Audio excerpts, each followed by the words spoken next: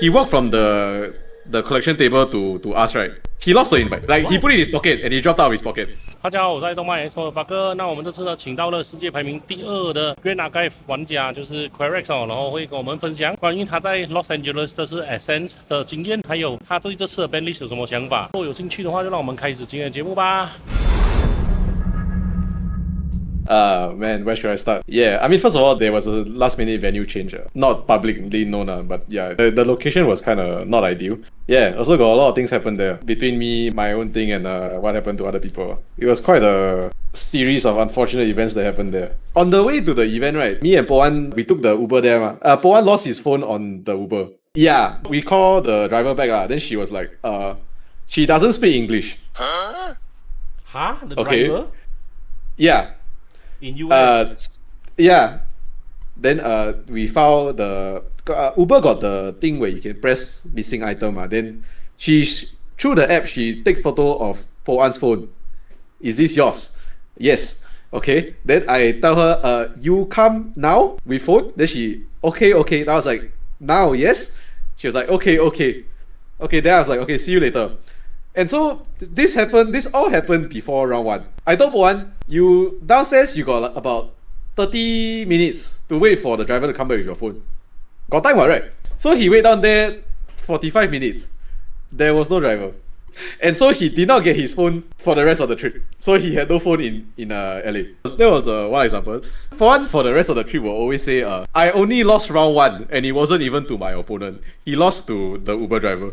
记得电话要拿。不会忘记。拿一个电话换一个 script 可以嘞。Okay lah. The clip that's been shared around is always me last round of day 1. Yeah. It was the bonus stream. I accidentally added the Dream Fairy that was from my grave to my hand. You can see the clip for yourself. I shall not spoil you too much. But yeah, I sort of unintentionally gained an unfair advantage on my opponent. My fault, of course. I was too tired and I added the card to my hand. That event I mentally not there. We actually finished the whole series at first. I lost that game. That was game 1. Then because it was a bonus stream, then it was only shown after the main stream was finished. So honestly, we finished the series, then the judge come stop us at the end and then told us to wait. So at the point we didn't know. So after that they settled already, then they told us I got game lost.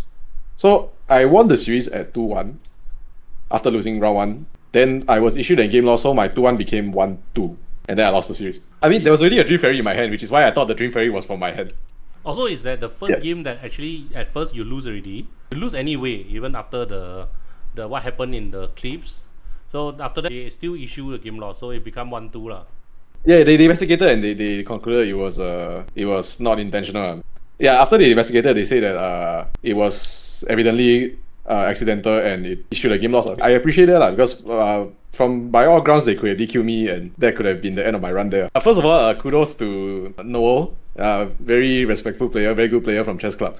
At that point in time when I was given a game loss, when we were still seated across each other, she actually thought that I didn't deserve the game loss because I lost the game that they say I cheated anyway. But I understand from his point of view that I did gain an unfair advantage and that was needed to be a punishment.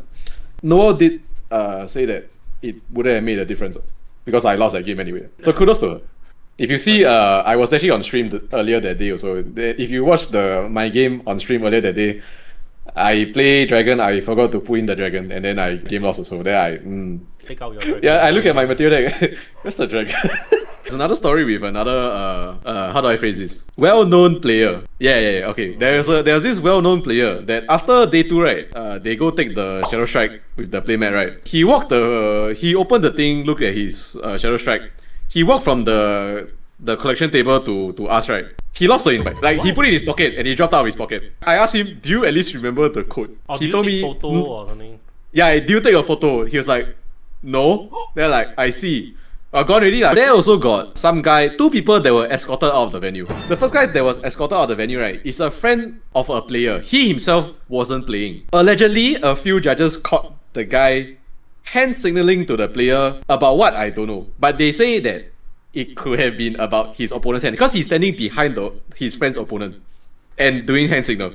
Oh. So they couldn't DQ him because he is not a player, and you can't fault the guy actually playing because he is doing nothing wrong. Technically, the friend that wasn't playing got escorted out of the venue. I don't want to say too much, but he did day 2. I mean, this is a good advice and warning for for all the tournament organizers as well. Also. So I mean, of course, it's good for visitors to come by and then you just make the whole venue more lively, more crowded. But the thing is, at the same time, so it's a competitive card game, so we just have to try to protect the competitive edge in all means lah. One last thing. Still got one more thing. Okay. This one's small thing lah, but allegedly there was a guy that buy alcohol and come into the event, and then he also got kicked out. Small thing. You know how America got they don't like openly drinking, right? Okay. Yeah. So all the alcohol comes in a brown paper bag, and so there was a guy on day 1 that brought the brown paper bag with alcohol into the venue, and he also got escorted out. So this event very interesting. It was fun lah. Don't get at the end of it, you look back at it, and you'll be like, wow, that happened. Cool. It's a wall ride lah. It's a wall ride. Yeah. 就造谣一张嘴啦，然后必要跑断腿哦。所以大家也看到，就是 Quarax 那个 game 呢，也是被判负，他的对手呢也可以证明，就是说他不是故意的。裁判经过调查之后呢，也得到他不是故意的这样子的结论啦。同一次的比赛呢，其实也有其他的玩家是因为涉嫌作弊而被 DQ 了。就是你们绝对可以相信，就是裁判他们有做好他们的工作，还去确认这些东西。而至于说呢，其他发生的事情呢，只能说是给所有的 tournament organizer 还有主办单位一些警惕啦，算是给大家一个提醒。然后接下来呢，我们就要讲禁卡表相关的内容啊。那其实，在那天我们采访完之后呢，我们其实是已经录了禁卡表相关的内容，结果没有想到呢，就在我们录完的隔天，他就出了新的禁卡表。我们一起看一下到禁卡表它到底有什么想法吧。Let's go. I look at the Banlist. I feel that they basically hit every deck that was in Ascent LA top 8. Except Fractals. Whatever. Okay, if you think about it this way, as long as Claren is there, it's technically hitting Fractals. The Banlist wise, sort of unexpected. Okay, we all sort of expected maybe green and green pastiche. Yeah. The weird thing is that Cup Song Coda got banned. Not because that it's not strong, but rather they didn't move it to Cat 2 the 2 weeks before. So they could have just moved Cup Song to Cat 2 2 weeks ago. So it's kind of puzzling why they didn't do that. And now they straight away banned it to Cat 3. I'm not saying they shouldn't be banned. It definitely should be banned. I just don't know why they didn't move it earlier. It feels very cheesy. It's a good band. 那如果你觉得我们讲的东西都是错的，想要证明自己的话呢，也欢迎你们可以来到 Apex 的 Celestial Showdown， 在5月2号新加坡呢会有这次的大 Regional 级别的比赛哦。那这次 Regional 级别的比赛本身呢，除了往常的惯例以外呢，还有专用的那个 CUV， 还有 Nico 的卡套，然后 Play Map， 然后前4名更有500新币的旅游奖券哦，可以让你们去参加台湾的 National。这次呢，也是我自己个人是在日本，所以没办法到场参加。那换句话讲，就是你们可以上位的机会呢又多一个了，对不对？这次的比赛也是非常值得大家参加的哦。那接下来让我们听听他到底怎么讲接下来的环境吧。The errata and the new proxy card. Yeah. It's like buff lah. It's not errata. It's just buff. Okay, it's seriously a buff.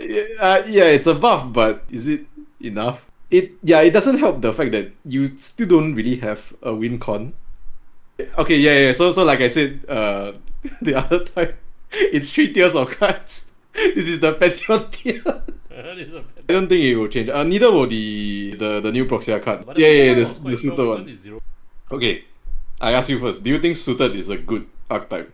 Say a few things. I feel that suited as a deck in the current environment is as close to a mid-range deck as you can get. You sort of need to set up a bit, and then your payoff is near the mid game, like maybe turn 4. Turn 5, where you start to flood the board with many suited things, then you use their abilities. Yeah. About that.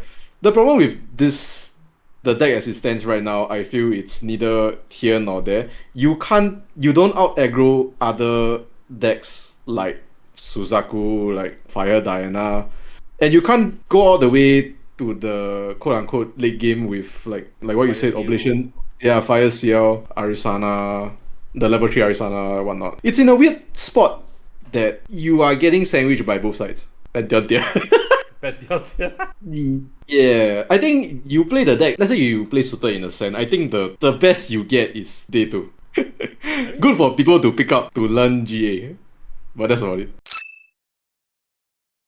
It's sort of still most likely going to be a win deck. It's between Razor Gale and Steel Seiryu. Yeah, I think it's still good. Okay, so Baby Green was an interaction piece, but you don't really need baby green if you play the turbo Seiryu. So Seiryu is still going to be Seiryu lah. Me, turn 3, flip dragon, Seiryu, command, Byakko command. Yeah, I mean, losing some form of defense with the loss of baby green, you probably want to run more some resolute stance nowadays. No, coming breeze cannot protect dragon.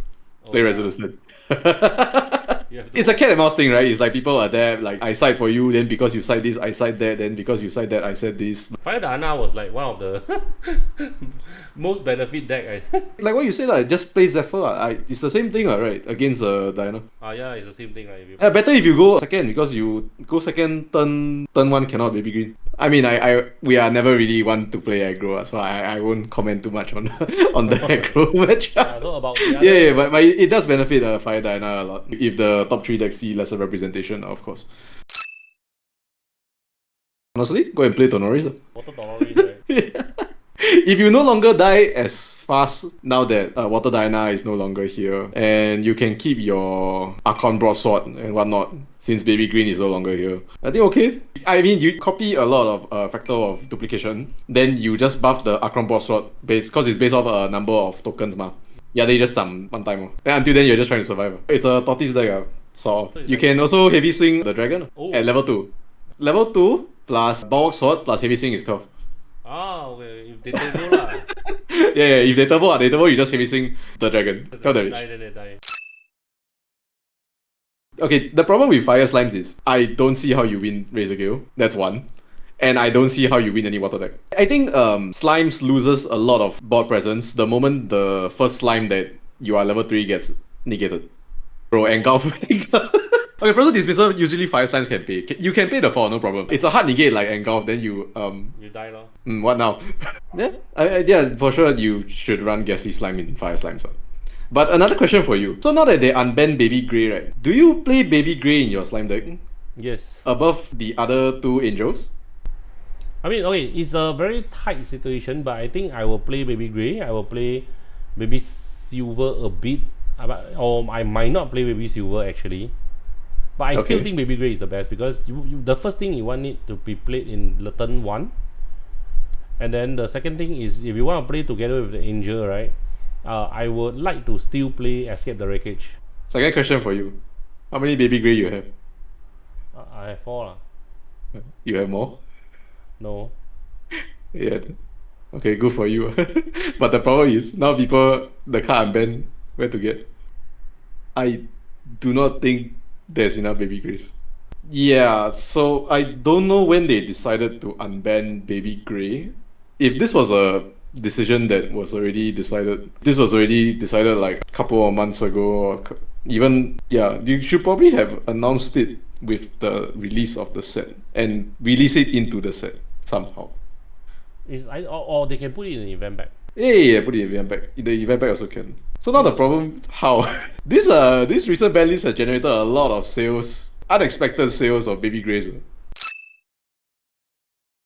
Razor Gale is still a very strong contender in the meta, as well as Seiryu and one other deck, Oblation. Those are probably the top 3 obvious decks that exist in the meta right now. Fire Slimes might see a comeback, like you said.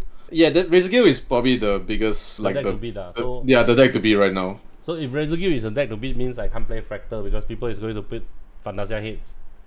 Still okay lah. I don't think it's that bad. Okay, so Razor Gale operates by stacking your Razor Gales and stacking the Crucible, right? They realistically only have 1 to 2 Fantasias out early game. If you scatter Essence, that is quite devastating for them. But if you scatter Essence, Fractals is most of the time you lose 1 is whatever. Still okay lah. Yeah, that's why more people are leaning towards Vertigo's Decree right now. Oh, yeah. So Razor Gale is a 2-piece setup. You need both the Crucible with stacks and the Razor Gale on board. And if you play Fractals, then if they don't play out the Razor Gale while they are stacking the Crucible, if you frac the Crucible, honestly the Razor Gale loses a lot of damage. There are cards, but whether people run them or not, it's a separate thing. So it's a back and forth thing. I think it's definitely strong. Razor Gale is definitely strong, but they're not impossible to beat. As much as I want to make Rai work, I feel that any deck in the current meta that passes the first 3 turns, very hard to play. Yeah, Slime got the small chip damage, like you play Baby Red, you play Hasty, that kind of thing, you know. But Rai Rai is like completely... I passed turn, I created shock, throw voltaic spear, enjoy channeling level up, you know, that kind of thing. Then you, yeah. The baby raid swing me 3 times. Very cool. Very cool. A bit hard. I think if Rai is to have a chance, you need to make a version that is not turbo. You beat Seiryu. As win Rai. Hyoka's Rai can beat Seiryu. Okay, the problem is always right that if a good Razor Guild player knows what he's doing right, he will just on the stack of your coming breeze kill you. I think they should have made it a 0 cost and don't draw. I think 1 cost is the problem. The fact that it being not 0 cost means that a lot of things can't interact with it. Yeah, you can't reduce, you can't Mustang. It's basically the same thing when Polaris move from 0 cost to 1 cost, right?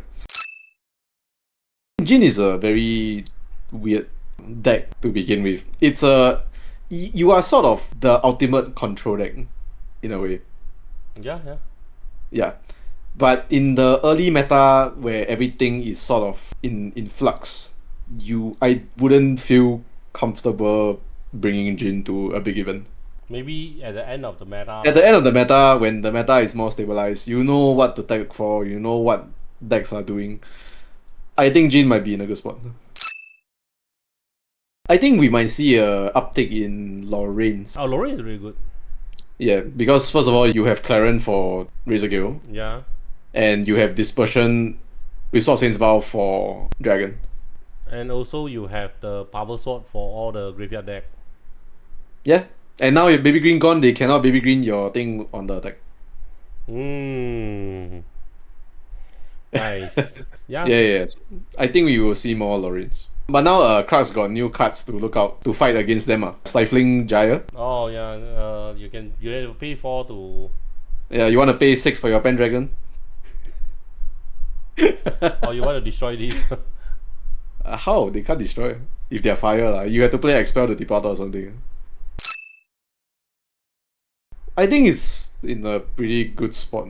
If the meta is going to be Seiryu, Razor Guild, Fire Slimes, whatnot, I think it's good. The only deck you need to watch out for is Oblation. Oblation is your worst matchup. You're unfavored like 1090 or something like that. Yeah. That deck's pretty rough. If you just dodge that deck, I think you are quite good into all other matchups.